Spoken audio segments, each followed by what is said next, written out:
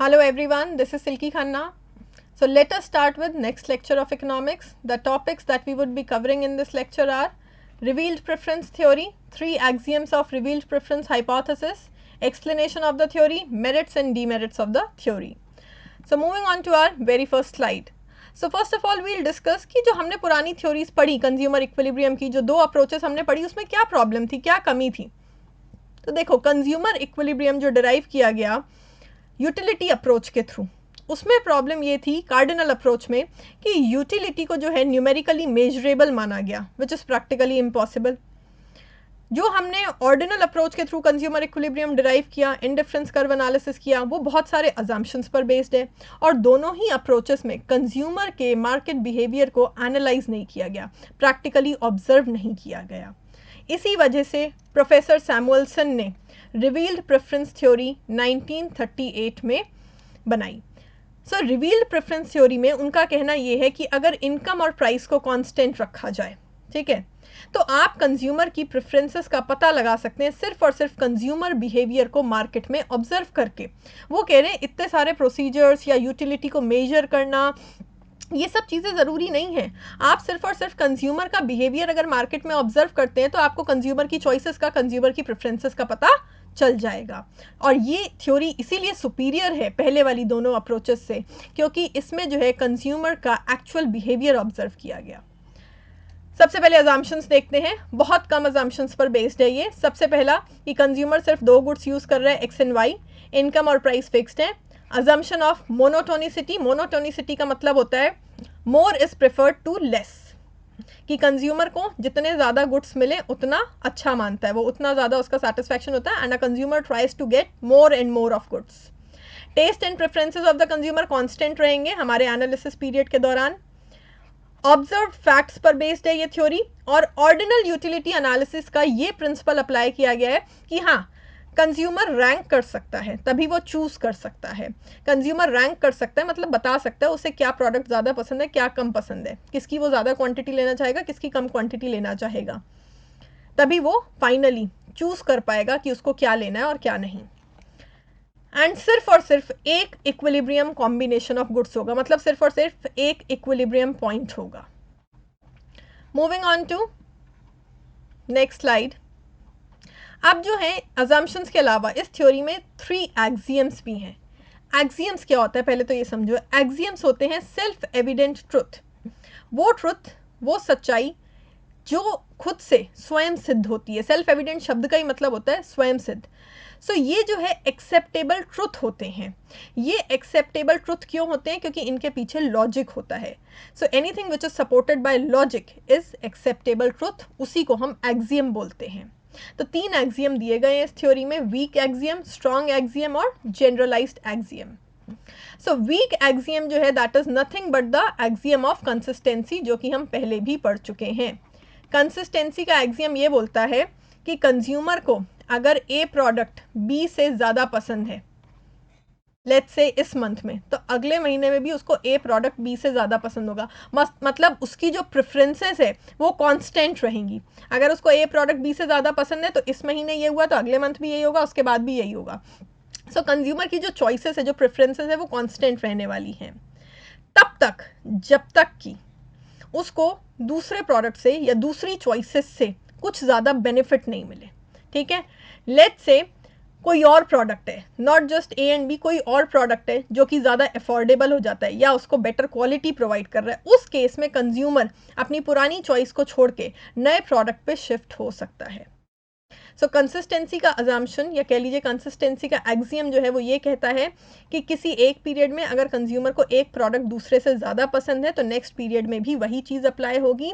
लेकिन हाँ, इसका मतलब ये नहीं है कि कंज्यूमर हमेशा उसी प्रोडक्ट पे टिका रहेगा. अगर मार्केट में कोई और प्रोडक्ट है जो उसके चाहिए था लेकिन पहले वो अफोर्ड नहीं कर पा रहा था, अब वो प्रोडक्ट लेट्स से उसके लिए अफोर्डेबल हो गया क्योंकि लेट्स से कंज्यूमर की इनकम बढ़ गई या फिर वो प्रोडक्ट सस्ता हो गया, ठीक है, या बेटर क्वालिटी प्रोवाइड हो रही है किसी और प्रोडक्ट के थ्रू, तो ऐसे केसेस में जो है कंज्यूमर शिफ्ट भी कर सकता है. बट वो शिफ्ट तभी करेगा अपनी प्रेफरेंस जब उसको कुछ और बेनिफिट मिल रहा हो दूसरे प्रोडक्ट से. फिर है strong axiom. So strong axiom is nothing but the axiom of transitivity. ये भी हम पहले पढ़ चुके हैं.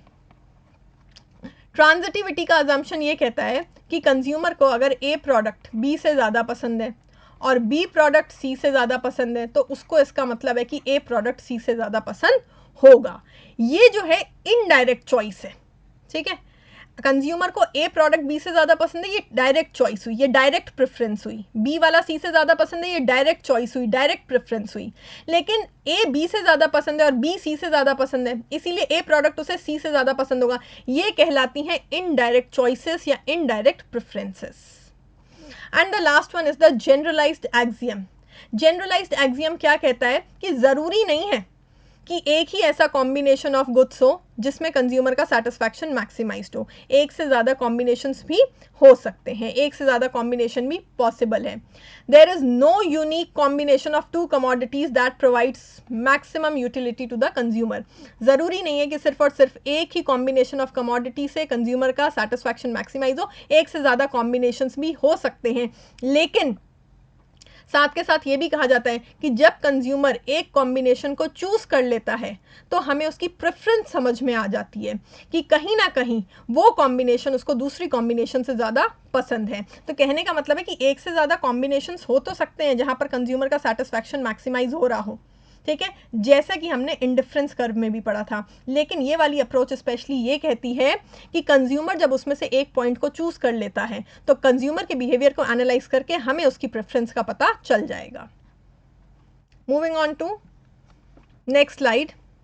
सो अब देखिए ये थ्योरी एग्जैक्टली क्या है, कैसे एक्सप्लेन करना है इसको। सबसे पहली चीज़ तो यूटिलिटी को क्वांटिफाई करना बहुत ही डिफिकल्ट है, ठीक है। जैसा कि हमने कार्डिनल अप्रोच में पढ़ा था, उसमें हमने अजम्पशन लिया था कि हम यूटिलिटी को न्यूमेरिकली मेजर कर सकते हैं, क्वांटिफाई कर सकते हैं। और मार्जिनल यूटिलिटी ये जो कंसेप्ट है ये जेरेमी बेंथम द्वारा दिया गया है और इसी कंसेप्ट का इस्तेमाल करके फिर अल्फ्रेड मार्शल ने कंज्यूमर इक्विलिब्रियम डिराइव किया था, जिसको हम मार्शेलियन एनालिसिस या कार्डिनल अप्रोच बोलते हैं, ठीक है। सो ये यहाँ पर सबसे बड़ा जो ड्रॉबैक था इस थ्योरी का वो यही था कि utility can not be numerically measurable, practically आप मेजर नहीं कर सकते हो। इसी वजह से प्रोफेसर सैमुअलसन ने रिवील्ड प्रेफरेंस थ्योरी निकाली, जिसमें उन्होंने ये बोला कि कंज्यूमर का बिहेवियर यूटिलिटी पर बेस्ड नहीं होता। कंज्यूमर का बिहेवियर जो है वो हमें एग्जैक्टली तब पता चलेगा जब हम उसको ऑब्जर्व करेंगे। और ये थ्योरी कंपैरेटिवली लेस अजम्पशंस पर बेस्ड है। क्यों लेस अजम्पशंस पर बेस्ड है? क्योंकि जब आप कंज्यूमर के बिहेवियर को ऑब्जर्व कर रहे हो तो आपको डायरेक्टली चीज़ों का पता चल रहा है।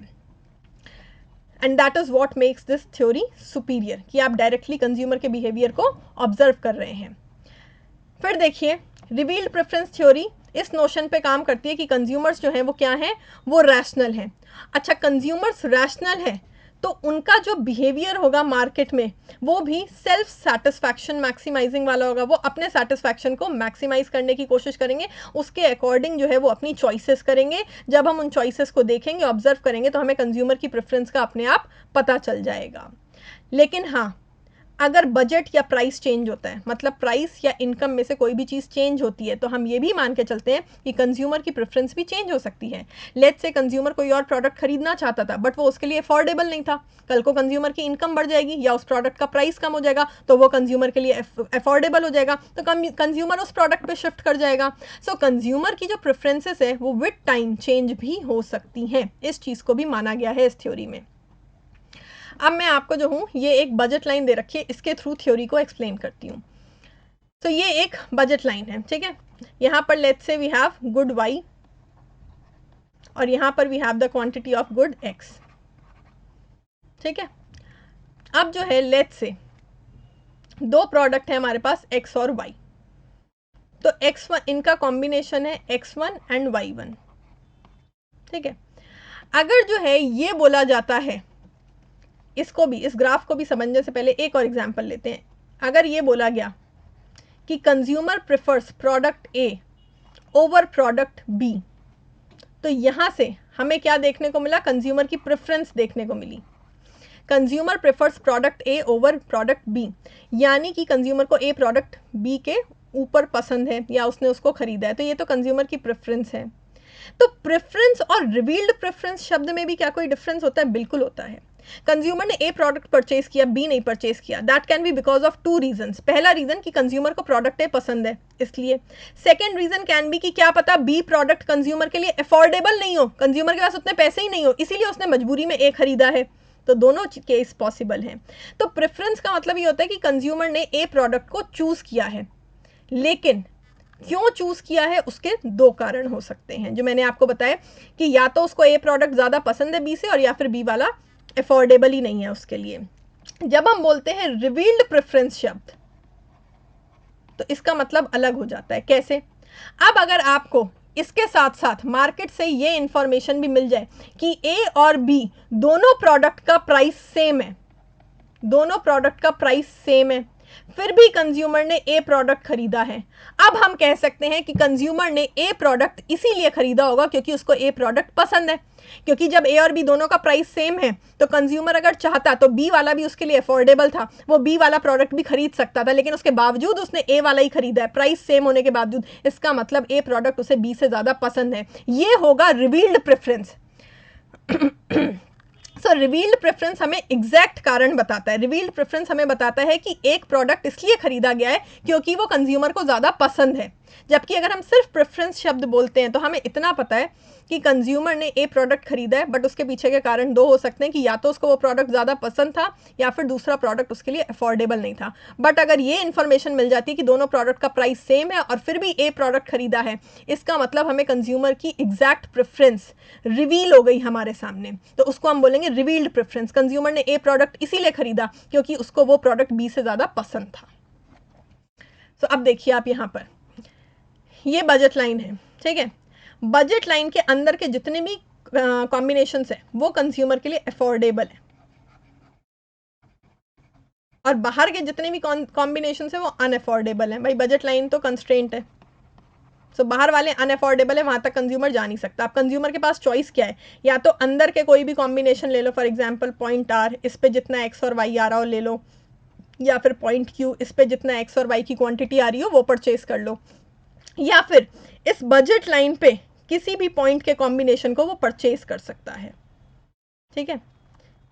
लेकिन ये जो अंदर के पॉइंट्स हैं, ऑब्वियस सी बात है कंज्यूमर उन पॉइंट्स पे प्रोडक्ट के कॉम्बिनेशन को परचेज नहीं करना चाहेगा। क्यों? अजम्पशन ऑफ मोनोटोनिसिटी, भाई ज्यादा मिलेगा तो ज्यादा सेटिस्फैक्शन होगा ना, तो ऑब्वियस सी बात है वो कम क्वांटिटी तो परचेज करना नहीं चाहेगा। अब आती है फिर ये बजट लाइन, यानी कि बजट लाइन पे ही कोई पर्टिकुलर कॉम्बिनेशन हमारे कंज्यूमर को सेटिस्फाई करेगी, हमारा कंज्यूमर बजट लाइन के ही किसी पॉइंट को चूज करेगा, ठीक है। अब जो है बजट लाइन पे लेट्स से उसने पॉइंट चूज किया E1, E1 ये इक्विलिब्रियम पॉइंट है, यहाँ पर x1 क्वांटिटी आ रही है गुड x की और y1 क्वांटिटी आ रही है गुड y की। ये इक्विलिब्रियम पॉइंट है, इस पे x1 और y1 क्वांटिटी जो है वो परचेज करी जा रही है। तो हमें जो है कंज्यूमर का बिहेवियर देख के समझ में आ जाएगा मार्केट में कि उसने x1 और y1 क्वांटिटी खरीदी है, इसका मतलब ये उसकी प्रेफरेंस है, ये उसकी चॉइस है। But now the question is, ये उसकी चॉइस क्यों है? ये वाला पॉइंट A, ये वाला पॉइंट B, ये उसकी चॉइस क्यों नहीं है? अब देखो इस पूरी बजट लाइन पे सेम इनकम स्पेंड हो रही है। बजट लाइन में हम कोई भी कॉम्बिनेशन अगर चूज करते हैं तो उस पर हमारी टोटल मनी इनकम खर्च हो रही होती है, यानी कि बजट लाइन के ऊपर जितनी भी कॉम्बिनेशन है वो सारी क्या है, वो सारी अफोर्डेबल है। तो ए पॉइंट भी अफोर्डेबल है, उतनी ही इनकम खर्च हो रही है, उतना ही एक्सपेंडिचर हो रहा है। बी पॉइंट भी अफोर्डेबल है और E1 पॉइंट भी अफोर्डेबल है। तो ये जानने के बाद कि ये सारे पॉइंट्स अफोर्डेबल है और फिर भी कंज्यूमर ने E1 पॉइंट ही चुना है, ये शो करता है कि E1 पॉइंट जो है वो कंज्यूमर की रिवील्ड प्रेफरेंस है। कंज्यूमर चाहता तो वो पॉइंट ए वाला कॉम्बिनेशन भी खरीद सकता था, पॉइंट बी वाला कॉम्बिनेशन एक्स और वाई गुड का भी खरीद सकता था, फिर भी उसने E1 खरीदा है। So that is not because of money, क्योंकि मनी इनकम यहाँ पर सब पॉइंट्स पे सेम ही खर्च हो रही है बजट लाइन पे। सो इसका मतलब उसको E1 पॉइंट के जो कॉम्बिनेशन है x1 और y1 क्वांटिटी का वो ज़्यादा पसंद है, वो उसके लिए सेटिस्फैक्शन मैक्सिमाइजिंग कॉम्बिनेशन है, तभी उसने उसको परचेज किया है। अब यहाँ पर हमको खाली बजट लाइन से इक्विलिब्रियम मिल गया, इंडिफरेंस कर्व की हमको ज़रूरत ही नहीं पड़ी। सो यानी कि ये थ्योरी कंज्यूमर के प्रैक्टिकल मार्केट बिहेवियर पर बेस्ड है, लेस अजम्पशंस पर बेस्ड है, प्रॉपर प्रोसेस या मेथडोलॉजी इसमें फॉलो नहीं करी जाती है, इसमें बस कंज्यूमर का मार्केट बिहेवियर ऑब्जर्व करके इक्विलिब्रियम पॉइंट निकाला जाता है। So moving on to next slide we have again the price line, ये प्राइस लाइन है, वही बजट लाइन कह लो, प्राइस लाइन कह लो, एक ही बात है। अब देखो इसमें जो है पोर्शंस को क्या क्या नाम दिए गए हैं। तो ये जो अंदर वाला पोर्शन है ये अफोर्डेबल होता है कंज्यूमर के लिए, ठीक है, और ये जो बजट लाइन के ऊपर कोई भी पॉइंट होगा वो भी अफोर्डेबल होगा, ठीक है। तो ये जो ट्रायंगल है अंदर वाला, इसको हम बोलते हैं consumer choice triangle, this triangle. ये जो कंज्यूमर के लिए अफोर्डेबल पोर्शन है, दिस वन, ये कहलाता है कंज्यूमर चॉइस ट्रायंगल। और इसी को हम इंफीरियर जोन भी बोलते हैं। इंफीरियर जोन क्यों?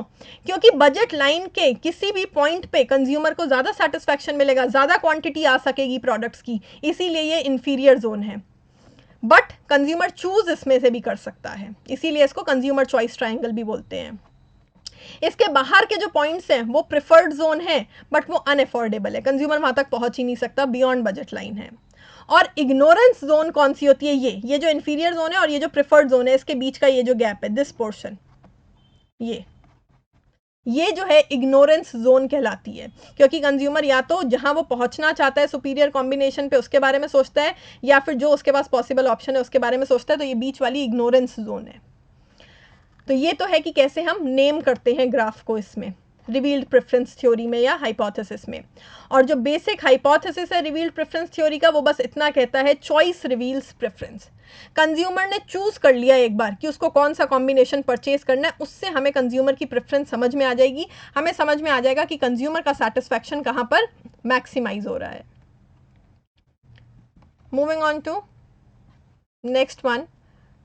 सो at last what are the merits और demerits of this theory? So merits क्या है? ज्यादा रियलिस्टिक, साइंटिफिक और कंसिस्टेंट अप्रोच है। क्यों ज्यादा रियलिस्टिक और साइंटिफिक है? क्योंकि कंज्यूमर के मार्केट बिहेवियर पर बेस्ड है, ऑब्जर्व्ड फैक्ट्स पर बेस्ड है, सिर्फ थ्योरी नहीं है, इसीलिए ज्यादा रियलिस्टिक है, ज्यादा साइंटिफिक है।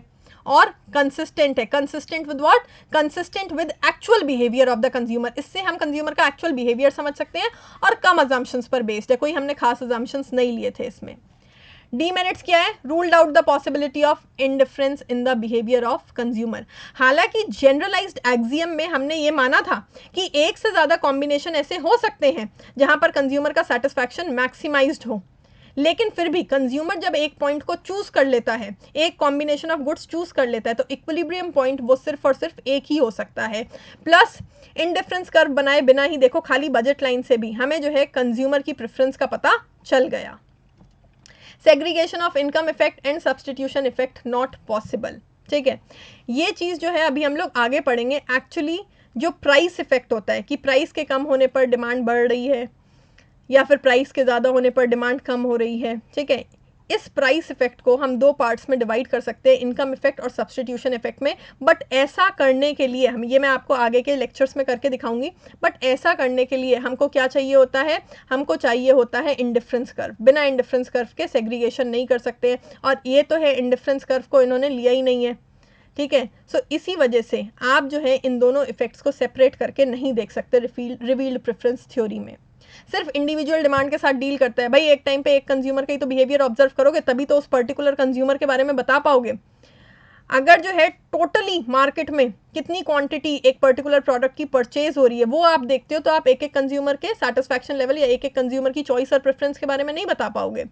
तो इसका मतलब है कि ये थ्योरी कहीं ना कहीं इंडिविजुअल डिमांड के साथ ही डील करती है, और ये सिर्फ और सिर्फ उन्हीं कंज्यूमर के बारे में बता सकती है जिनका market behaviour current market conditions द्वारा गवर्नड है। मतलब कोई एक कंज्यूमर है, वो करेंटली मार्केट में प्रोडक्ट्स परचेज करता है, उसकी चॉइस और प्रेफरेंस तो आप ऑब्जर्व कर सकते हो।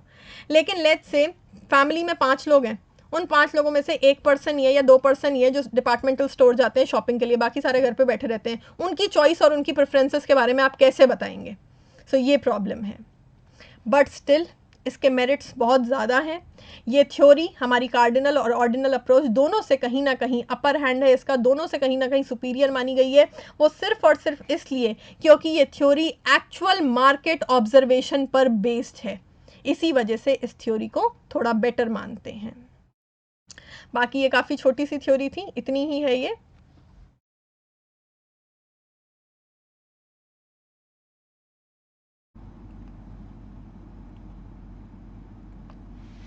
तो देखिए अभी तक हम लोगों ने जो स्टडी किया कंज्यूमर इक्विलिब्रियम के बारे में वो लगभग हर जगह पढ़ाया जाता है, बट कई बार मैथमेटिकल और स्टैटिस्टिकल प्रिंसिपल्स को अप्लाई करके भी इकोनॉमिक एनालिसिस किया जाता है। सो दैट इज समथिंग जो हर जगह नहीं पढ़ाया जाता है, बट थोड़ा सा मैं आपको उसके बारे में भी समझाना चाहूँगी। So before mathematical derivation of the slopes, एक बार मैं आपको कुछ बेसिक कंसेप्ट्स और बताऊंगी। पहले सबसे पहला है स्ट्रिक्टली कॉन्वेक्स प्रेफरेंसेस। हमारा जो इंडिफरेंस कर्व है उसकी शेप कॉन्वेक्स क्यों होती है? Because of convex preferences. Convex preferences का मतलब ये है जैसे जैसे एक कंज्यूमर एक गुड का कंजम्पशन बढ़ाता जाता है वो गुड उसके लिए लेस डिज़ायरेबल हो जाता है, क्योंकि ऑलरेडी उसके पास उस गुड की बहुत ज़्यादा क्वांटिटी है, और जो दूसरा गुड होता है वो उसके लिए ज़्यादा डिज़ायरेबल हो जाता है। इसी वजह से हमारा कर्व जो है वो कॉन्वेक्स बनता है। नेक्स्ट थिंग, कंज्यूमर जो है जिसकी कॉन्वेक्स प्रेफरेंसेस होंगी, ऐसे कंज्यूमर को हमेशा मिक्सचर या वैरायटी ऑफ गुड्स पसंद होंगे। उसको कभी भी सारा पैसा एक गुड पे लगा के, ठीक है, मैक्सिमम सेटिस्फैक्शन नहीं मिलेगा। और ये वैसे भी नॉर्मली भी आप देखो तो कंज्यूमर्स की आदत होती है, हम सबको जो है वैरायटी ऑफ गुड्स पसंद होते हैं। सो हम लोग अपना सारा पैसा कभी भी एक ही प्रोडक्ट या कमोडिटी पे खर्च करके अपना सेटिस्फैक्शन मैक्सिमाइज नहीं कर सकते। इसीलिए ये जो हमारा इंडिफरेंस कर्व है ये कभी भी वाई एक्सिस या एक्स एक्सिस को टच करता हुआ नहीं दिखाया जाता है, क्योंकि अगर ये वाई एक्सिस या एक्स एक्सिस को टच करेगा तो इसका मतलब उस टाइम पे एक ही गुड का कंजम्पशन हो रहा है, और एक ही गुड का कंजम्पशन करने से ज़्यादा सेटिस्फैक्शन हमेशा कहाँ मिलेगा? बीच वाले पॉइंट्स पे मिलेगा। तो याद रखना, अगर हम कभी भी इंडिफरेंस कर्व को ऐसे आगे बढ़ाते भी हैं तो भी ये कभी भी एक्स एक्सिस या वाई एक्सिस को टच करता हुआ नहीं दिखाया जाएगा, ठीक है। और ये जो एंड पॉइंट्स हैं, ये जो कॉर्नर सॉल्यूशंस हैं, इनसे ज़्यादा सेटिस्फैक्शन किसी भी कंज्यूमर को वैरायटी ऑफ गुड्स कंज्यूम करके, मिक्सचर ऑफ गुड्स कंज्यूम करके मिलेगा। इसीलिए बीच वाले पॉइंट्स पे हमेशा कंज्यूमर का सेटिस्फैक्शन जो है वो एंड पॉइंट से ज़्यादा होगा, उसकी यूटिलिटी ज़्यादा होगी मिड पॉइंट्स पे। फिर देखिए नेक्स्ट चीज़, ये कह रहे हैं कि इंडिफरेंस कर्व फ्लैट होता जाता है। जैसे जैसे हम ऊपर से नीचे की ओर आ रहे हैं वैसे वैसे हमारा कर्व जो है वो फ्लैट हो रहा है। क्यों फ्लैट हो रहा है? ऊपर की ओर स्टीपनेस ज़्यादा होती है, और जैसे जैसे हम नीचे की ओर आते हैं वैसे वैसे हमारा कर्व जो है वो ज़्यादा फ्लैट होता जाता है। ये भी कारण है इसके कॉन्वेक्स होने का। बट ऐसा होता क्यों है? ये इसलिए क्योंकि जैसे जैसे हम नीचे की ओर आ रहे हैं गुड एक्स की क्वांटिटी क्या हो रही है? बढ़ती जा रही है, और गुड एक्स की क्वांटिटी को इंक्रीज करने के लिए, उसका कंजम्पशन बढ़ाने के लिए कंज्यूमर को गुड वाई सैक्रिफाइस करना पड़ रहा है। तो पहले तो वो ज़्यादा से ज़्यादा सैक्रिफाइस कर रहा था, बट जैसे जैसे उसके पास गुड एक्स की क्वांटिटी इंक्रीज होती जा रही है वैसे वैसे अब उसको गुड वाई भी डिज़ायरेबल है, इसीलिए वो गुड वाई की कम से कम क्वांटिटी जो है सैक्रिफाइस करना चाहेगा। इसी वजह से ऊपर की ओर कर्व ज़्यादा स्टीप है, क्योंकि जब हम स्टार्ट करते हैं इनिशियली तो सैक्रिफाइस ज़्यादा होता है, जैसे जैसे हम नीचे आते जाते हैं सैक्रिफाइस कम होता चला जाता है। देखिए इसी वजह से नीचे की ओर कर्व फ्लैटर है और ऊपर की ओर वो ज़्यादा स्टीप है। अनदर थिंग, इस पॉइंट पे जहाँ पर हमारा कर्व जो है ज़्यादा स्टीप है, यहाँ पर रेट ऑफ सब्सटीट्यूशन हाई होगा। क्यों? बिकॉज ऑब्वियस सी बात है, इन पॉइंट्स पे कंज्यूमर के पास जो गुड एक्स है उसकी बहुत कम क्वांटिटी है, तो उसके लिए गुड एक्स बहुत ज़्यादा डिज़ायरेबल है, तो वो वाई को अच्छा खासा सैक्रिफाइस करने को तैयार है। लेकिन जैसे जैसे गुड एक्स की क्वांटिटी उसके पास बढ़ती चली जाएगी वो गुड वाई को कम से कम सैक्रिफाइस करना चाहेगा। सो इसी वजह से ऊपर से जहाँ से हम स्टार्ट करते हैं वहाँ से जो है कर्व ज़्यादा स्टीप होता है, और मार्जिनल रेट ऑफ सब्सटीट्यूशन वहाँ पर सबसे हाई होता है। जैसे जैसे हम नीचे आते जाएंगे ये जो रेट ऑफ सब्सटीट्यूशन है वो डिक्लाइन करता जाता है। इंडिफरेंस कर्व की स्लोप के बारे में आपको याद होगा कि स्लोप जो है वो डिमिनिशिंग थी, डिक्लाइनिंग थी। फॉर एग्जांपल अगर 5 से स्टार्ट हुई है तो 5, 4, 3, 2 ऐसे डिक्लाइनिंग होती है स्लोप। और स्लोप के आगे हम माइनस का साइन लगा सकते हैं, बिकॉज गुड वाई और गुड एक्स में नेगेटिव रिलेशन है। अगर एक गुड की ज़्यादा क्वांटिटी खरीदनी है तो दूसरे गुड की क्वांटिटी कम करनी पड़ेगी, because money income is fixed and the prices are also fixed. So इसी वजह से इंडिफरेंस कर्व की स्लोप हमने कैसी पढ़ी थी कि डिमिनिशिंग है। तो हम ये भी कह सकते हैं that the slope of the indifference curve is more negative at such points. More negative कहाँ पर? जहाँ पर कर्व ज़्यादा स्टीप है। ऊपर की ओर कर्व ज़्यादा स्टीप है, जैसे जैसे नीचे की ओर हम आते हैं कर्व जो है वो फ्लैट होता जाता है। तो जहाँ पर हमारा कर्व ज़्यादा स्टीप है वहाँ पर रेट ऑफ सब्सटीट्यूशन क्या है? हाई है। Marginal rate of substitution is higher at points where the indifference curve is steeper. जहाँ पर ये स्टीपर है ऊपर पे वहाँ पर रेट ऑफ सब्सटीट्यूशन काफ़ी हाई होगा। और स्लोप के बारे में बोले तो हम ये कह सकते हैं स्पेसिफिकली कि इन पॉइंट्स पर स्लोप जो है वो ज़्यादा नेगेटिव होती है। फिर जैसे जैसे हम नीचे आते हैं रेट ऑफ सब्सटीट्यूशन क्या होता है, डिक्लाइन करता जाता है, इसी वजह से जो स्लोप है इंडिफरेंस कर्व की वो डिमिनिशिंग होती है। सो ले दे के बातें वही हैं, लेकिन कहने के तरीके जो हैं वो बदल जाते हैं।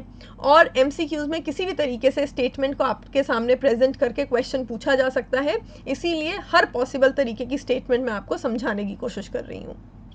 अब बात करते हैं कि एक इंडिफरेंस कर्व की इक्वेशन क्या होगी। That would be u x y is equal to c। So u means utility and utility is the function of two goods. यहाँ पर कंज्यूमर गुड एक्स और गुड वाई दो गुड्स कंज्यूम कर रहा है, तो कंज्यूमर की जो टोटल यूटिलिटी है that would be dependent on quantity of good x consumed and quantity of good y consumed. So total utility is dependent on good x and good Y, ठीक है। और टोटल यूटिलिटी क्या होगी, एक constant number, it is equal to C, equal to C लिखते हैं मतलब a constant number. Now moving on to next slide, अब हम डेरिवेशन करेंगे। देखते ही थोड़ा अजीब सा लग रहा होगा कि ये क्या लिखा हुआ है, तो डोंट वरी, पहले मैं आपको बेसिक समझाती हूँ। देखो, एक होता है पार्शियल डेरिवेटिव, एक होता है टोटल डेरिवेटिव, और एक वर्ड जिन लोगों के पास 11th-12th में मैथमेटिक्स जिन्होंने ली होगी उनको पता होगा, डिफरेंशिएशन इंटीग्रेशन। सो एक वर्ड होता है डिफरेंशिएशन। ये क्या है पहले तो ये समझो, क्योंकि ये आगे काम आएगा, डिफरेंशिएशन के कंसेप्ट्स आगे काम आएंगे, क्योंकि आजकल एग्जाम्स में इक्वेशन बेस्ड क्वेश्चंस आने लगे जो कि मैं आपको सबसे लास्ट में कराऊंगी। तो देखिए क्या है, पार्शियल डेरिवेटिव या टोटल डेरिवेटिव या सिर्फ और सिर्फ डेरिवेटिव शब्द ले लो। डेरिवेटिव जो है वो हमें क्या दिखाते हैं, डेरिवेटिव से हमें पता चलता है rate of change in one variable in response to another variable. So सिर्फ और सिर्फ अगर मैं डेरिवेटिव शब्द की बात करूं, सो डेरिवेटिव हमको दिखाते हैं rate of change in one variable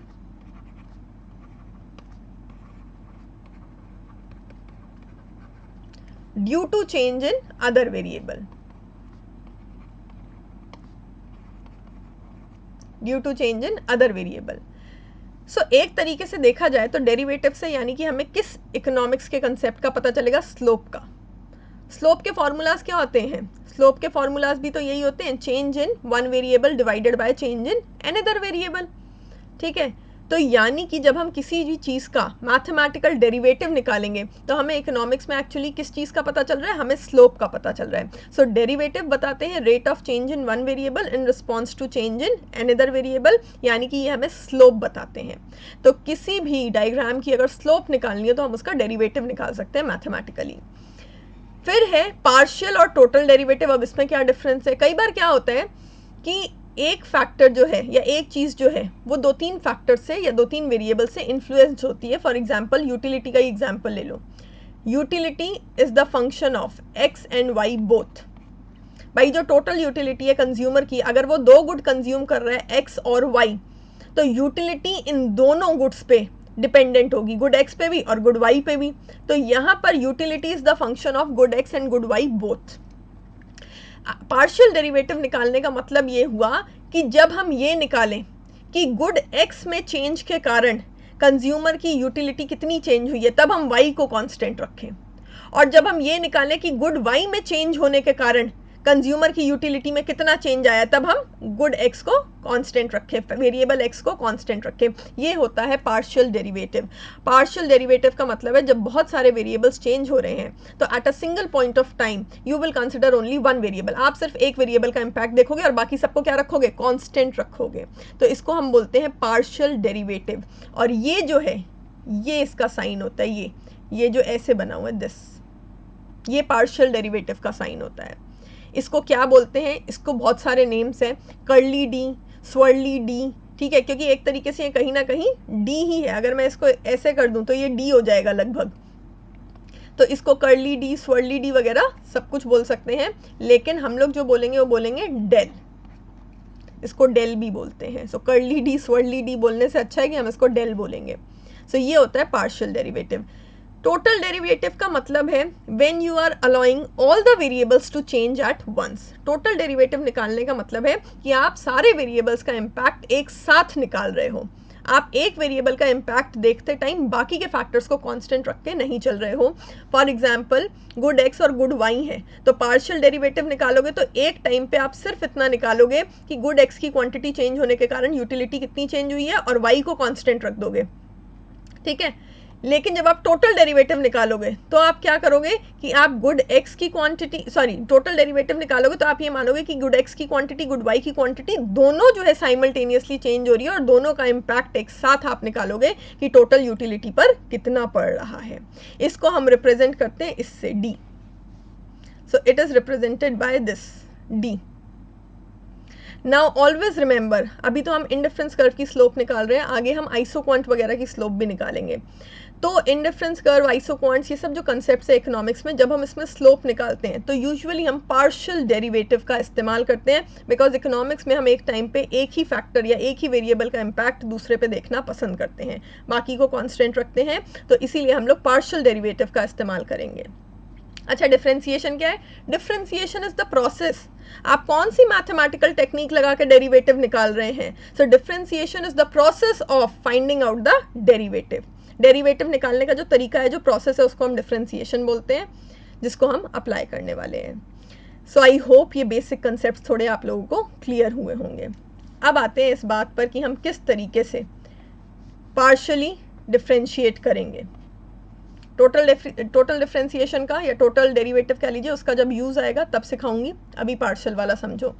so let's say हमारा फंक्शन है utility. Utility is the function of X and Y, मतलब total utility is dependent on two goods X and Y. अब हमें जो है ये पता करना है कि गुड एक्स और गुड वाई में चेंज होने के कारण टोटल यूटिलिटी पर कितना इम्पैक्ट पड़ता है। सो याद रखना, गुड एक्स की क्वांटिटी और गुड वाई की क्वांटिटी अगर चेंज होती है तो टोटल यूटिलिटी पर कितना इम्पैक्ट पड़ता है। और ये भी समझ लो इससे हमें इंडिफरेंस कर्व की स्लोप कैसे मिल रही है। इंडिफरेंस कर्व का क्या लेना देना हुआ, तो ये देखो, ये हमारा इंडिफरेंस कर्व है, इस पे आपने ये ए पॉइंट प्लॉट किया और ये बी पॉइंट प्लॉट किया। जब आप ए पॉइंट से बी पॉइंट पे आ रहे हैं तो गुड एक्स की क्वांटिटी इंक्रीज हो रही है और गुड वाई की क्वांटिटी क्या हो रही है? डिक्रीज हो रही है, ठीक है। तो यानी कि गुड एक्स की क्वांटिटी भी बदल रही है, गुड वाई की क्वांटिटी भी बदल रही है। तो हम ये एनालाइज करेंगे कि गुड एक्स और गुड वाई की क्वांटिटी बदलने पर टोटल यूटिलिटी पे कितना इम्पैक्ट पड़ा है, ठीक है। सो यहाँ पर तो डी लिखा है, यहाँ पर क्यों डी लिखा है? क्योंकि हम टोटल यूटिलिटी पर टोटल कितना इम्पैक्ट पड़ा है वो देख रहे हैं, ओवरऑल इम्पैक्ट कितना पड़ा है। लेकिन ओवरऑल इम्पैक्ट जो है वो दो फैक्टर्स पर डिपेंडेंट होगा, एक्स और वाई। तो एक टाइम पे हम एक ही फैक्टर का एनालिसिस करेंगे। तो देखिए अब हम कैसे लिखेंगे, ये है डेल, मतलब हम पार्शियल डेरिवेटिव निकाल रहे हैं। सो डेल यू ब्रैकेट में एक्स एंड वाई, ये जो ब्रैकेट में एक्स एंड वाई लिखा है ये नहीं भी लिखो तो चलेगा, ये सिर्फ यहाँ पर ये रिफ्लेक्ट करने के लिए लिखा है that utility is dependent on these two goods, ठीक है। Divided by del x into d x. So d जो है वो चेंज को भी रिप्रेजेंट करता है, डी लेटर। तो इसका मतलब है गुड एक्स की क्वांटिटी चेंज हो रही है। सो गुड एक्स की क्वांटिटी चेंज होने पर टोटल यूटिलिटी पर कितना इम्पैक्ट पड़ा है, ठीक है। So this is utility, del utility divided by del x, मतलब गुड एक्स की क्वांटिटी चेंज होने पर यूटिलिटी में कितना चेंज आया है इनटू जितना चेंज जो है क्वांटिटी में आया है गुड एक्स की। y को कांस्टेंट रखा हमने, यहाँ पर y से कोई लेना देना नहीं है। फिर प्लस, अब हम जो है x को कांस्टेंट रखेंगे, y का केस देखेंगे। सो change in utility divided by this change in y, यानी कि गुड y की क्वांटिटी चेंज होने पर, ठीक है, यूटिलिटी पर क्या इम्पैक्ट पड़ा है। So this del u divided by del y, ठीक है। सो मैंने बोला था पार्शियल डेरिवेटिव्स हमको क्या बताते हैं? Rate of change of one variable in respect to another variable. So rate of change in utility with respect to rate of change in y into d y, यानी कि गुड वाई की quantity कितनी change हुई है। और ये जो चीज़ है, ये जो पूरा डिविजन वाला है, दिस थिंग, ये हमें शो करती है कि कितना चेंज आया है टोटल यूटिलिटी में। सो गुड वाई की क्वांटिटी चेंज होने पर जो टोटल यूटिलिटी है उसमें कितना चेंज आया है, ये हमें शो कर रहा है कि गुड एक्स की क्वांटिटी चेंज होने पर टोटल यूटिलिटी में कितना चेंज आया है, इनटू डी एक्स यानी कि गुड एक्स की कितनी क्वांटिटी चेंज हुई है, इनटू डी वाई यानी कि गुड वाई की कितनी क्वांटिटी चेंज हुई है। जब वाई वाले का एनालिसिस कर रहे हो तो एक्स को कांस्टेंट रखोगे, एक्स वाले का एनालिसिस कर रहे हो तो वाई को कांस्टेंट रखोगे। यहाँ पर ब्रैकेट में जो एक्स और वाई लिखा है इसको लिखो तो भी सही है, नहीं लिखो तो भी सही है, क्योंकि वो उसका कोई यूज नहीं है कैलकुलेशन में, वो सिर्फ ये रिप्रेजेंट कर रहा है कि यूटिलिटी एक्स और वाई दो फैक्टर्स पर डिपेंडेंट है। तो आगे हमने सेम चीज लिखी है, बस ब्रैकेट में से एक्स और वाई हटा दिया, ठीक है। सो ये एक्स फैक्टर के चेंज का इम्पैक्ट देख रहा है टोटल यूटिलिटी पे, और ये वाई फैक्टर के चेंज का इम्पैक्ट देख रहा है टोटल यूटिलिटी पे। अच्छा, फिर जो है इसको जीरो क्यों लिख दिया इस साइड, लेफ्ट हैंड साइड, ये चीज तो ऐसे के ऐसे हमने इधर कॉपी कर ली, this thing as it is copied down. यहाँ जीरो क्यों लिखा, जीरो इसलिए लिखा क्योंकि ये इंडिफरेंस कर्व की बात हो रही है। इंडिफरेंस कर्व के हर एक पॉइंट पे टोटल यूटिलिटी क्या है, सेम है, सेटिस्फैक्शन लेवल क्या है, सेम है, कंज्यूमर की जो प्रेफरेंसेस हैं, ठीक है, उन सब से उसको सेम यूटिलिटी मिल रही है। तो चाहे आदमी ए पॉइंट पे हो चाहे बी पॉइंट पे हो, उसका यूटिलिटी लेवल तो सेम है। यानी कि अगर कंज्यूमर बी का कंजम्पशन, सॉरी गुड एक्स का कंजम्पशन बढ़ाता है और गुड वाई का कंजम्पशन कम भी करता है तो भी उसकी यूटिलिटी में कोई चेंज नहीं आएगा। तो इसीलिए चेंज इन टोटल यूटिलिटी कितना हो गया, जीरो। और ये चीज हमने ऐसे के ऐसे यहाँ कॉपी कर दी। अब जो है एक चीज को लेफ्ट हैंड साइड की ओर ले आओ तो वो माइनस में आ जाएगी, ठीक है। सो हम जो है इसको x वाले को इधर की ओर ले आए तो ये सिंपली माइनस में हो गया, बाकी एज इट इज कॉपी कर दिया। अब हम सिंपल इक्वेशन के जैसे ही सॉल्व करेंगे। फिर देखिए अब हमें क्या करना है, ये dy था और ये dx था, ठीक है। सो dy डिवाइडेड बाय dx को इधर ले आए डिनोमिनेटर में, तो dy डिवाइडेड बाय dx, और इसको इधर ले आए हो तो ये वाला इधर आएगा। सो माइनस पार्शियल डेरिवेटिव, ठीक है, minus del u divided by del x, ये पूरा डिवाइड होगा इससे, del u divided by del y, ठीक है। ये चीज पूरा इधर आ जाएगी डिनोमिनेटर में, ये इसके नीचे आ जाएगी और ये इसके नीचे आ जाएगी, ठीक है। अब आप देखिए ये जो है ये मार्जिनल यूटिलिटी ऑफ एक्स होता है और ये जो है ये मार्जिनल यूटिलिटी ऑफ वाई होता है। क्यों, ये क्या रिप्रेजेंट कर रहा है, ये सिर्फ इतना ही तो रिप्रेजेंट कर रहा है कि गुड एक्स की क्वांटिटी में चेंज होने के कारण टोटल यूटिलिटी में कितना चेंज आया है, ठीक है। सो मार्जिनल यूटिलिटी का फॉर्मूला क्या होता है, जरा याद करना, मार्जिनल यूटिलिटी का फॉर्मूला पढ़ाया था। Marginal utility is what, marginal utility is equal to change in total utility divided by change in quantity of the product, यही तो फॉर्मूला पढ़ाया था मार्जिनल यूटिलिटी का। So change in total utility divided by change in quantity, दो formulas पढ़ाए थे जिसमें से याद करना एक फॉर्मूला ये है। तो यहाँ पर क्या है, change in utility divided by change in quantity of good X, तो ये क्या है, ये marginal utility of good X है। ऐसे ही change in total utility divided by change in good Y, ठीक है, तो ये क्या है, ये marginal utility of good Y है। आगे आप माइनस का साइन लगाएंगे, ये माइनस का साइन यहीं से लगता हुआ आएगा, ठीक है। सो यानी कि ये आ गई हमारी इंडिफरेंस कर्व की स्लोप। पहले भी स्लोप हम यही स्टडी कर रहे थे, लेकिन अब हमने बस क्या किया है, अब हमने इसी चीज को मैथमेटिकली डिराइव करके देखा है। अदरवाइज नॉर्मली भी हम लोगों को पता है कि भाई इंडिफरेंस कर्व की स्लोप क्या शो करती है, marginal rate of substitution show करती है ना। और जब सब्सटीट्यूशन होगा, ठीक है, गुड एक्स और गुड वाई के बीच में, तो ऑब्वियस सी बात है कि कहीं ना कहीं क्या होगा कि एक की यूटिलिटी बढ़ती जाएगी, दूसरे की यूटिलिटी कम होती जाएगी। तो इस तरीके से जो है हमें अपनी स्लोप ऑफ इंडिफरेंस कर्व मिल जाएगी। एक चीज मैं और दिखाऊंगी, I am deleting all this. अब मैं आपको एक दूसरा और बहुत ही आसान तरीका भी दिखाऊंगी इसका। ये तो देखो प्रॉपर मैथमेटिकल डेरिवेशन है, और ये मैंने क्यों करके दिखाया ये भी मैं बता दूं। ये इसलिए क्योंकि अगर आपको याद हो तो हम लोग स्लोप ऑफ इंडिफरेंस कर्व किस तरीके से निकाल रहे थे, इस फॉर्मूला से निकाल रहे थे, change in y divided by change in x, ऐसे निकाल रहे थे। और फिर एक तरफ मैंने आपको बताया कि इंडिफरेंस कर्व की स्लोप जो है वो क्या रिप्रेजेंट करती है, marginal rate of substitution represent करती है। जब गुड एक्स और गुड वाई के बीच में सब्सटीट्यूशन होगा तो ऑब्वियस सी बात है यूटिलिटी पर भी इफेक्ट पड़ेगा। टोटल यूटिलिटी तो कांस्टेंट रहती है इंडिफरेंस कर्व पे, लेकिन जब आप गुड एक्स का ज्यादा कंजम्पशन कर रहे हो तो कहीं ना कहीं उससे क्या होगी, यूटिलिटी इंक्रीज होगी।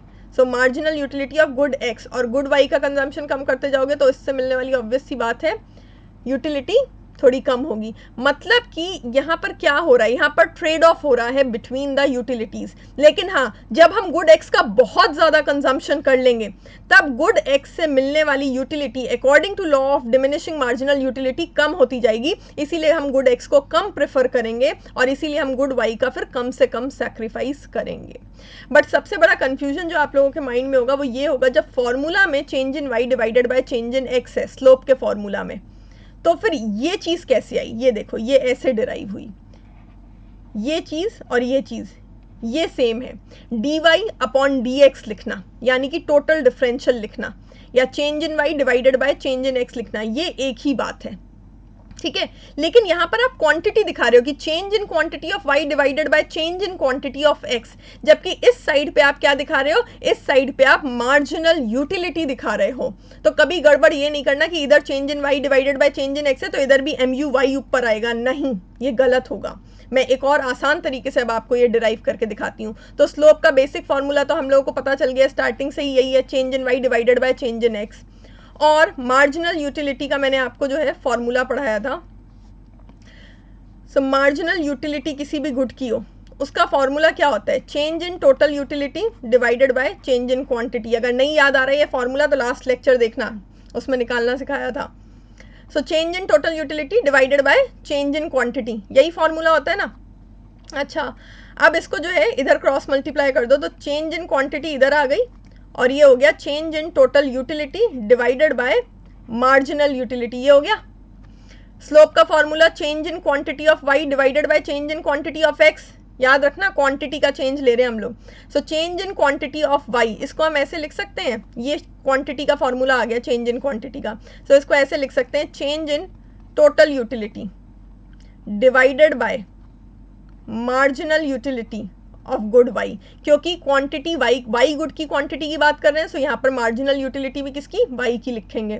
This whole divided by change in quantity of x, तो अगेन क्वांटिटी वाला फॉर्मूला लगा दो कि quantity is equal to change in total utility divided by marginal utility of that product, so marginal utility of x। So change in total utility, change in total utility क्या हो गया, cancel हो गया, is equal to, ये ऊपर आ जाएगा ये नीचे रहेगा। So MUx divided by MUy, ये आ गया अपना formula. This is one of the easiest way to show this. भाई मैथमेटिकली और टेक्निकली तो ये सही तरीका है, बट आप लोगों को समझाने के लिए ये बहुत आसान और बहुत अच्छा तरीका है कि क्यों जो है change in y divided by change in x जो है, यानी कि जो स्लोप है इंडिफरेंस कर्व की, that is equal to MUx divided by MUy। ये मत सोच लेना कि change in quantity of y ऊपर है तो मार्जिनल यूटिलिटी भी y की ही ऊपर होगी, ऐसा नहीं है। यहाँ पर क्वांटिटी की बात करी गई है, यहाँ पर आप क्या कर रहे हो, गुड y की क्वांटिटी कम कर रहे हो, गुड x की क्वांटिटी बढ़ा रहे हो। जब आप गुड x की क्वांटिटी बढ़ा रहे हो तो कहीं ना कहीं टोटल यूटिलिटी में, ठीक है, उसका हिस्सा ज्यादा होगा। So marginal utility of good x divided by marginal utility of good y। But that does not mean कि law of diminishing marginal utility apply नहीं होगा, बिल्कुल अप्लाई होगा। जब गुड x का कंजम्पशन बहुत ज़्यादा बढ़ जाएगा तो वैसे वैसे गुड y का सैक्रिफाइस जो कंज्यूमर करेगा वो कम से कम करेगा। सो इस तरीके से भी डिराइव किया जा सकता है। Moving on to next slide now. Derivation obvious सी बात है, आने नहीं वाला तुम लोगों के एग्जाम में। डेरिवेशन नहीं, बस स्लोप याद रखना। या तो change in y divided by change in x लिख सकते हो, या dy बाय dx लिख सकते हो, या फिर marginal utility of good x divided by marginal utility of good y लिखना है। और क्यों गुड x ही ऊपर लिखना है भाई, याद रखना। सबसे पहले समझो, क्या इंडिफरेंस कर्व की कोई और शेप हो सकती है? नहीं। आपको ये ध्यान में रखना है हमेशा कि जिस प्रोडक्ट की क्वांटिटी आप कम कर रहे हो, जिसका सैक्रिफाइस कर रहे हो, मैं स्टार्टिंग से बता रही हूँ, उसी को वाई एक्सिस पे दिखाना। अगर उल्टा किया तो शेप बदल जाएगी, वो गलत होगा। सो जिस चीज़ को आप सैक्रिफाइस कर रहे हो उसको हमेशा वाई एक्सिस पे दिखाओ, और जिसमें गेन हो रहा है, जिसकी क्वांटिटी इंक्रीज कर रहे हो, पहली बात तो उसी को आप एक्स एक्सिस पे दिखाइए, ठीक है। इसीलिए फॉर्मूला में हमेशा MUx डिवाइडेड बाय MUy आएगा, यानी कि जो भी प्रोडक्ट आप जो है x एक्सिस पर दिखाओगे उसकी मार्जिनल यूटिलिटी ऊपर आएगी, और जो भी प्रोडक्ट आप y एक्सिस पर दिखाएंगे उसकी मार्जिनल यूटिलिटी नीचे डिनोमिनेटर में आएगी। ये चीज़ याद रखना। और हमारा जो इंडिफरेंस कर्व है उसकी कोई और शेप नहीं हो सकती, ना वो स्ट्रेट लाइन हो सकता है, ना वो कॉनकेव हो सकता है। कॉनकेव होने का मतलब क्या होगा कि स्लोप इंक्रीजिंग हो, स्लोप इंक्रीजिंग होने का मतलब क्या होगा कि हर बार सैक्रिफाइस बढ़ता चला जाए, तो ये तो जो है गलत हो जाएगा, हमारा law of diminishing marginal utility fail हो जाएगा, कॉन्वेक्स प्रेफरेंसेस का कंसेप्ट फेल हो जाएगा उस केस में। भाई जब कंज्यूमर के पास एक्स की ज़्यादा से ज़्यादा क्वांटिटी आ जाएगी तो ऑब्वियस सी बात है वो वाई उसके लिए कम से कम सैक्रिफाइस करना चाहेगा। अगर ये कॉन्केव बनेगा तो इसका मतलब वो सैक्रिफाइस ज़्यादा से ज़्यादा करना चाह रहा है, विच इज़ नॉट पॉसिबल। आपके पास जिस चीज़ की क्वांटिटी कम होती जा रही है, वाई की क्वांटिटी कम होती जा रही है, तो आप वाई का सैक्रिफाइस ज़्यादा से ज़्यादा करना पसंद नहीं करेंगे। इसीलिए शेप याद रखना हमेशा जो है कॉन्वेक्स ही रहेगी, बट ये शेप तभी बनेगी जब आप वाई एक्सिस पे उस प्रोडक्ट को शो करें जिसकी क्वांटिटी डिक्लाइन हो रही है और एक्स एक्सिस पे उस प्रोडक्ट को शो करें जिसकी क्वांटिटी में गेन हो रहा है। अब बात करते हैं बजट लाइन की। हालांकि बजट लाइन की भी स्लोप हम लोग डिराइव कर चुके हैं, बट इक्वेशन के थ्रू देखो कैसे करेंगे। Price of good x into quantity of good x plus price of good y into quantity of good y is equal to budget. भाई बजट लाइन क्या शो करती है? Total money income of the consumer. तो ये है total money income of the consumer, और पूरा का पूरा पैसा वो दो गुड्स एक्स और वाई पे खर्च कर दे रहा है। ठीक है, तो एक्स और वाई को वो जितना जितना खरीद रहा है उसको उनके प्राइस से अगर हम मल्टीप्लाई कर देते हैं, ठीक है, तो आ जाएगा कि कितना एक्सपेंडिचर गुड एक्स पे हुआ और कितना एक्सपेंडिचर गुड वाई पे हुआ, दोनों को ज्वाइन करो तो कंज्यूमर की टोटल मनी इनकम आ जाएगी। अब हमें जो है यहाँ पर कुछ भी नहीं करना है, सिर्फ और सिर्फ ये जो पूरी इक्वेशन है हम इसको डिवाइड कर देंगे। किससे डिवाइड करेंगे? क्यू से डिवाइड कर देते हैं। So P X divided by Q हो गया P by Q X, Q Y divided by Q हो गया, क्यू और क्यू कैंसिल हो जाएगा, सिर्फ वाई बचा, और ये हो जाएगा बी डिवाइडेड बाई क्यू। फिर ये जो है सिर्फ रीअरेंज करेंगे हम इक्वेशन को, ये क्या हो जाएगा? y is equal to b by q, और ये माइनस हो जाएगा, ये इधर आ जाएगा माइनस हो जाएगा, minus P by Q x. तो कहीं ना कहीं ये इक्वेशन किस फॉर्म में आ गई? ये इस फॉर्म में आ गई equation y is equal to a minus b x. जो रिग्रेशन इक्वेशंस होती है इस प्रकार की, जो दो वेरिएबल्स के बीच में रिलेशनशिप दिखाते हैं, कहीं ना कहीं ये इस प्रकार की इक्वेशन बन गई, और उसमें ये वाला जो फैक्टर होता है ये स्लोप को रिप्रेजेंट करता है। तो यहाँ पर ये वाला जो फैक्टर है x के आगे जो कोएफिशिएंट लगा हुआ है माइनस पी बाई क्यू, ये जो है स्लोप को रिप्रेजेंट करेगा। सो इस तरीके से भी बजट लाइन की स्लोप को डिराइव किया जा सकता है। अब ऑब्वियस सी बात है, आप पूछो क्यों भाई यहाँ पे क्यू से क्यों डिराइव किया? सो दिस इज वेरी ऑब्वियस कि हम सिर्फ और सिर्फ अपनी इक्वेशन को इस फॉर्म में लाना चाहते थे, इसीलिए हमने अपनी इक्वेशन को जो है पूरा का पूरा क्यू से डिवाइड कर दिया था। और जब आप कोई इक्वेशन लिखते हो तो अगर उसके लेफ्ट हैंड साइड और राइट हैंड साइड को सेम नंबर से डिवाइड या मल्टीप्लाई करते हो तो कोई फर्क नहीं पड़ेगा इक्वेशन में, ऐसा हम लोग ईजिली कर सकते हैं। सो ये आ गई हमारी slope of the budget line minus P by Q. फिर देखिए, अच्छा एक चीज और मैं बता दूं, बजट लाइन को प्राइस लाइन बोलते हैं, तो वो सिंपली क्या दिखाती है? प्राइस रेशियो दिखाती है दोनों प्रोडक्ट्स का। ठीक है, so price of good x divided by price of good y, इस तरीके से होता है हमारी प्राइस लाइन का फॉर्मूला, यानी कि हमारी बजट लाइन की स्लोप का फॉर्मूला। तो यहाँ पर देखो गुड एक्स के प्राइस को क्या रिप्रेजेंट कर रहे थे? पी लेटर से रिप्रेजेंट कर रहे थे, और गुड वाई के प्राइस को हम क्यू लेटर से रिप्रेजेंट कर रहे थे। तो इसीलिए यानी कि price of good x p, तो ये देखो पी ऊपर आया, और price of good y q माना था हमने, तो इसीलिए जो है क्यू नीचे आया, प्राइस ऑफ गुड वाई नीचे आएगा। So it would be P by Q, और आगे जो है सिंपली माइनस का साइन लगेगा। माइनस का साइन क्यों लगेगा? क्योंकि नेगेटिव रिलेशन होता है, मनी इनकम फिक्स्ड है, प्राइसेस फिक्स्ड है, तो अगर आप एक प्रोडक्ट की ज़्यादा क्वांटिटी खरीदते हो तो दूसरे की कम क्वांटिटी खरीद पाओगे। सो नेगेटिव रिलेशन के कारण माइनस साइन लगेगा। सो याद रखना एक्स और वाई क्या है? गुड्स, बी क्या है? बजट या money income of the consumer, और पी और क्यू को प्राइस माना गया। पी है गुड एक्स का प्राइस, क्यू है गुड वाई का प्राइस। ठीक है, नॉर्मली भी हमारी प्राइस लाइन का फॉर्मूला क्या होता है? Price of good x divided by price of good Y. तो यहाँ पर देख लो, गुड एक्स का प्राइस पी है तो वो ऊपर आया, और गुड वाई का प्राइस क्यू है तो वो अपने आप ही नीचे आ गया, यानी कि ये इक्वेशन जो फॉर्म हुई है ये सही फॉर्म हुई है। सो सिर्फ और सिर्फ इक्वेशन को रीअरेंज करके हम इस फॉर्मेट में लाना चाहते थे ताकि हम स्लोप का पता लगा सकें। फिर देखिए ऑप्टिमैलिटी। ऑप्टिमैलिटी मतलब कंज्यूमर इक्विलिब्रियम का पॉइंट कहाँ पर होता है? जहाँ पर बजट लाइन जो है और इंडिफरेंस कर्व जो है वो मीट करते हैं, या कह लीजिए कि इंडिफरेंस कर्व जो है वो बजट लाइन के टेंजेंट होता है, वो हमारा इक्विलिब्रियम पॉइंट होता है, और इस पॉइंट पे बजट लाइन की और इंडिफरेंस कर्व की स्लोप क्या होती है, बराबर होती है, ठीक है। तो ये minus P by Q is equal to minus marginal utility of X divided by marginal utility of Y. इसको जो है सिंपली क्या करेंगे, हम रीअरेंज करेंगे इक्वेशन को। सो एम यू एक्स के नीचे इधर पी आ गया और एम यू वाई के नीचे जो है क्यू आ गया। इसको मैं ऐसे लिख के दिखाऊं सब ज़्यादा क्लैरिटी होगी। P by Q is equal to M U X upon M U Y. ये एम यू एक्स जो है इसके नीचे पी आ जाएगा इधर, और ये एम यू वाई ऊपर की ओर चला जाएगा। बस इतना किया है हमने, एम यू वाई ऊपर चला गया। So M U Y divided by Q is equal to M U X divided by P. और यही हमारा जो है कार्डिनल अप्रोच के थ्रू भी जो कंज्यूमर इक्विलिब्रियम निकला था उसका फॉर्मूला होता है। यहाँ पर पी और क्या है, प्राइसेस हैं, prices of good x and good Y, ठीक है। सो अब हम इसको और किस तरीके से रीड कर सकते हैं, हम इसको ऐसे बोल सकते हैं, marginal utility per rupee for X is equal to marginal utility per rupee for Y. मतलब क्या हुआ इसका कि गुड एक्स से, ठीक है, गुड एक्स पे आप जितने रुपए खर्च कर रहे हैं, ठीक है, उससे जो आपको बेनिफिट मिल रहा है, पैसे की जो वर्थ मिल रही है, जो मार्जिनल यूटिलिटी मिल रही है, दैट इज इक्वल टू, ठीक है, marginal utility of good Y according to the rupee spent on it. आप जो है दोनों प्रोडक्ट्स पे जितना जितना पैसा खर्च कर रहे हैं उससे आपको जो बेनिफिट मिल रहा है as per the money spent, that is equal. So marginal utility per rupee, सबसे इंपॉर्टेंट चीज यहाँ पे क्या है, per rupee for X is equal to marginal utility per rupee for Y. आप जितना पैसा खर्च कर रहे हैं उसके अकॉर्डिंग आपको जो बेनिफिट मिल रहा है वो इक्वल है। ज़रूरी नहीं है कि दोनों प्रोडक्ट पे आप सेम पैसा खर्च कर रहे हैं। हो सकता है एक प्रोडक्ट पे आप 5 रुपये खर्च कर रहे हैं, दूसरे प्रोडक्ट पे आप 10 रुपये खर्च कर रहे हैं, लेकिन जिस पे 5 रुपये खर्च कर रहे हैं उसमें आपको 5 रुपये के अकॉर्डिंग जो है यूटिलिटी मिल रही है, जिस पे 10 रुपये खर्च कर रहे हैं उस पर 10 रुपये खर्च करने के अकॉर्डिंग आपको बेनिफिट मिल रहा है। सो पर रुपी आपको जो बेनिफिट मिल रहा है दोनों प्रोडक्ट से वो इक्वल है। सो कंज्यूमर इक्विलिब्रियम के एडिशनल कंसेप्ट्स भी ओवर। Thank you.